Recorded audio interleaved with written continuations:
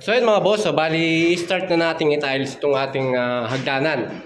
Ayan, so bali sa tiling works natin dito, syempre sa preparation natin, kailangan muna nating linisin yung area natin. Ayan, so bali boss ito, no? So pag start natin ng paglilinis, so makikita nyo, ang kapal na rin ng ating mga loose concrete.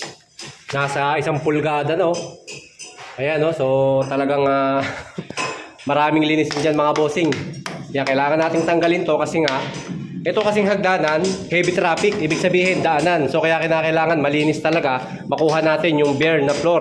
So para maging matibay yung kapit ng ating mga gagamitin na setting at hindi masisecure natin na hindi matutuklap yung mga tiles natin dito. Kasi nga bugbog ito sa daan. So ayun mga bossing, tambak na naman yung ating mga binakbak na loose concrete. Oh. Ang dami na. Malamang ilang sako na naman to. At so ito na mga bossing, so mag-start na nga tayong maglatag nitong ating mag-tiles, itong ating hagdanan. So ngayon, bali yung reference ng layout natin is manggagaling dito sa ating landing. Dahil yung landing natin, as you can see mga bossing, ay nakasentro dito sa pinaka-area ng ating landing between sa magkabilang unit. So kaya ganyan yung layout natin. So ngayon, ang hagdanan natin, so dapat isesentro natin dapat itong tiles natin dito sa area naman ng hagdanan. Ang problema, syempre mga bossing, sasala tayo sa bikat. Okay?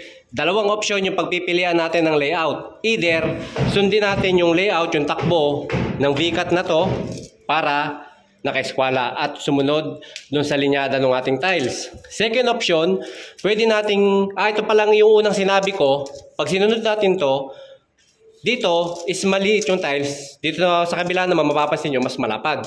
Okay? So ngayon, second option. So kung gusto nyo isentro yung ating tiles, gagawin natin, pwede naman. Isesentro natin dito sa mismo hagdanan yung tiles. Ang gagawin natin, mag-o-offset tayo ng VCAT natin.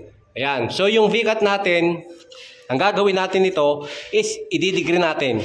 Okay? Medyo naka-slant siya. So para tumakbo or mahabol natin yung takbo ng VCAT natin. So, ganun yung isang option natin. Pwede mga boss yun. Yung nga lang, pag nakita nyo yung ating VCAT dito, is medyo nakahilis para tamaan niya yung takbo ng VCAT if isesentro natin dito sa mismong hagdanan yung tiles. Okay? So, dalawang option yung pagpipilian natin. And then, bago tayo mag-start ng layout natin, kailangan muna natin i-check yung hagdanan natin. Especially yung ating thread. Okay?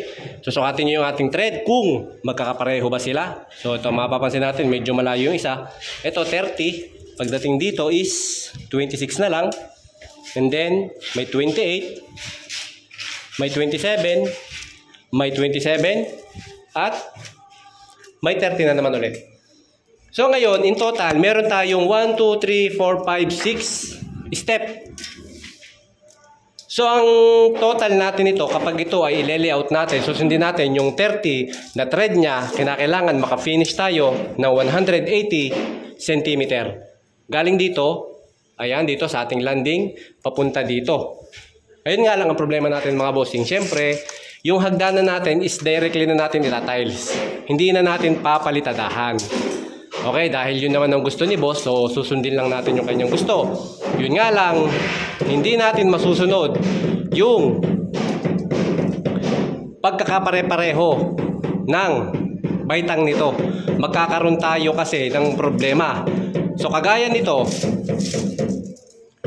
yung total pati nito, yung total run natin ay wala pang 180. Ayan, so from here, ito yung 180 cm natin, so medyo malayo, di ba? Pag titingnan natin, dito na halos siya pumapatak sa landing na to, yan. So ang difference niya is nasa 15 cm na. So medyo makapal na yon kapag hahabulin natin yung kapal na yon. So for example, dito, nasunod natin sa unang latag natin yung 30, masusunod natin yan. Ang problema, dito sa pangalawang step, pag sinunod natin yung 30, so bali may riser pa yan, so may siding, so dyan napapatak yung 30. Pagmasdan nyo kung gaano na kalayo, di ba? Malayo na. So ang diferensya niya is nasa 5 cm. Okay, so habang tinatiles natin yung baitang pababa ng pababa, palaki ng palaki ang diferensya niyan. Okay, so dito sukat tayo ng 5 cm sa diferensya, ando na yon. So yung 30 natin, andito na. 7 cm na yung problema. So, susukat na naman tayo ng 7 cm, ilalagay natin dun yung 30, ang diferensya niya is 10 cm na. Okay, so pagdating sa next step natin, 10 cm na, pag inano natin, sinunod natin yung 30, 15 o 14 cm na ang diferensya natin hanggang sa lumaki. So kaya nga sabi ko, hindi natin masusunod yun. Ang gagawin na lang natin, re-remedyohan na lang natin ito. Dahil wala na naman tayong ibang option, kundi ayusin na lang natin yung tiling works natin at tayo na bahalang magremedyo. Okay mga boss? Mga bossing, so bali ang gagawin na lang natin dito. So napag-usapan namin para mas maganda. Sesentro na lang natin yung 2 piraso ng tiles dito sa area ng hagdanan. So itong hagdanan natin is 90, so 45 yung center line niya. And then papalabisan na lang natin ng mga 0.5 dun sa gilid for skim coat. And then, so mapapansin niyo mga bossing, ito yung sinasabi ko sa inyo offset, di ba? Ang V-cut natin sa ating thread dito sa ating mga baitang is nandito. Pero sa landing natin is nandun. Malayo. So ang gagawin natin, i-offset natin yan. Okay? Nakadiagonal. So yan, panoodin nyo kung paano yung pag-offset ng mga V-cut natin. So yung layout natin, kinakailangan naka-eskwala. Itong landing natin, ito yung pinagkuhanan natin ng eskwala. So napapansin ninyo, meron tayong line na pa-cross. Okay? So nakatama na yan dito sa eskwala, sa tile sa landing na to. And then mapapansin ninyo yung ating isa pang linya. Okay? Yan yung eskwala natin. So bali yan na yung tinapatan, nakasentro na yung ating mga tiles, naka-eskwala na rin tayo. Okay na. Ngayon, ang next step na gagawin natin, baitang by baitang. So para hindi tayo mahirapan, kasi ito lalo na ginagamit yung kalahati, akyatan, maraming dumadaan, kalahati lang muna yung gagawin natin. So panoodin nyo na lang yung gagawin ko at pag-aralan yung mabuti. Pero syempre ituturo ko sa inyo kung ano dapat unahin. After natin makapagkabit dito sa landing, sa pinaka-thread natin, isusunod natin yung ating riser. Pagkakabit ng riser, thread, riser, thread, riser, thread. Kanto mesa lang tayo mga bossing. Option natin dito, either kanto mesa or pwede tayo maglagay ng mga brass nose or yung mga tile trim or mga staircase nosing. Depende sa inyo mga bossing. Okay, so nandito na ngayon tayo sa pag-offset ng ating V-cut. Okay, so ito, maraming mga tile setter yung gumagawa ng mga ganitong diskarte, especially sa ibang bansa.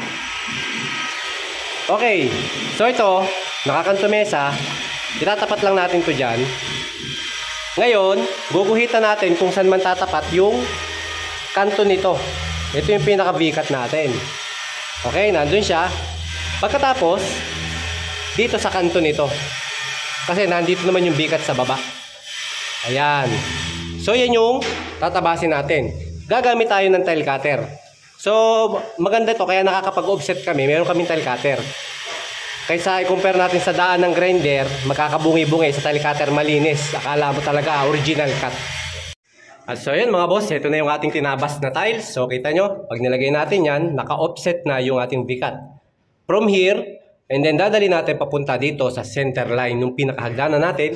Sa ganon, isentro natin yung ating tiles. Okay, so bali sa lahat ng hagdan natin ay ganyan na mangyayari. Dahil nga, katulad dito, pag umakyat kayo dito sa part na to, andito na yung V-cut niya. Okay? So ngayon, mag-offset pa rin tayo papunta doon sa center line nung ating hagdanan pag nilayout to. So ganun yung gagawin natin para magandang tingnan. Kasi pag ginawa natin kasi mga boss, diniretso natin yan, andun yung V-cut nito, tapos may V-cut doon, ang pangit tingnan. No? So hindi magkatagpo.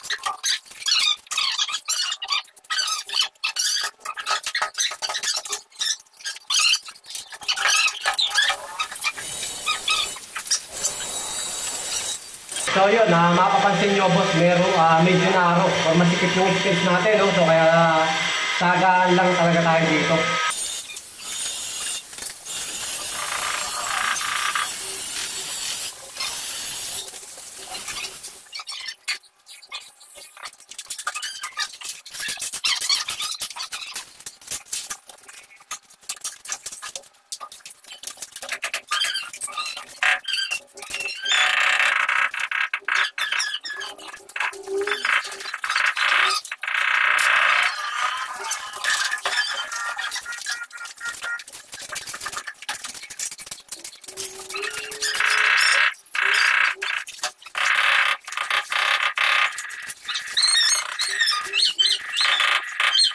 Yan. So, bali ito mga boss, nakikita ninyo, ito na yung ating offset. Okay? So, yan, naka-island na siya, di ba? So, para magtagpo yung sentro na V-cut ng ating hagdanan at ng ating landing. Okay, so sa lahat ng part, gaya na sabi ko nitong ating unit, from first floor to rooftop, is ganyan yung mangyayari. Okay, so ganyan lang. And then kita nyo, pagkabit natin ng thread, susundan agad natin ang kabit ng riser. Maraming option at maraming diskarte sa pagtatiles ng hagdanan. Depende na sa inyo mga bossing. At marami din akong tutorial na inuuna ko yung thread. May tutorial ako na inuuna ko yung riser. May tutorial ako na tinatiles ko lahat. At may tutorial ako na kalahati lang. Okay, so bahala na kayong mamili dyan mga bossing. And then ngayon, pagkakabit ng thread, ng riser pala, kakabit na kayo ng thread ulit. Tapos, 3 option para may tama natin sa level. Sa sukat ito, either iskwalahan natin, pwede tayong sumukat galing sa riser, at pwede tayong gumamit ng level bar. Okay, depende na sa inyo mga boss. And then ito naman, pwede nyo iskwalahan dito. Pwede rin kayong gumamit ng level bar. Marami tayong option mga bossing. Ayan, so bali ang gagawin natin, ganyan lang. Dire-diretso lang yung gagawin natin. Thread, riser, thread, riser, thread, riser hanggang sa makarating tayo dito sa dulo. Okay? Basta ang laging importante katulad yan, make sure lang lagi yung pupunuin ng halo yung ayan, yung mga kanto-kanto para hindi tayo mabasagan kapag ito'y inapakan. Gaya na sabi ko, itong hagdanan ay heavy traffic or talagang tapakin yan. Bugbog sa daan niya. So kaya kinakailangan natin ng matibay nakabit na installation ng ating tile. So yun mga bossing, yung ating tutorial na ginawa. And then pag naman natapos itong kabila, itong kabila na to, hindi na kayo mahirapan kasi may guide na kayo. Okay? Ang purpose niyan, kaya kalahati lang muna kasi kita nyo maraming dumadaan. So pag tinalis ko yan ng sabay lahat, wala na makakakyat, wala na makakababa. Eh may maraming gumagawa din dun sa taas, dun sa may rooftop. Ayan, may rooftop pa yan. And then dito, meron din nagka-tiles ng hagdanan. Import natin yan mga bossing, mga import. At so yun mga boss, so bali ito na yung sample tiling works natin. So kita nyo, kabila lang yung inuna natin para kinabukasan naman, itong side naman na to, yung ating itatiles para dito naman dadaan kinabukasan. Okay, so ganun lang mga boss yung diskarte natin. Nakakantumesa lang tayo and then lalagyan natin ng grout to. May special grout tayong ilalagay dyan mga bossing para hindi siya magtuklapan agad at bungi-bungi yung mga kanto. So yan, abangan nyo na lang mga boss kung anong grout yun. At syempre, abangan nyo na lang kung ano-ano pa, yung mga tiling works na i-update natin dito.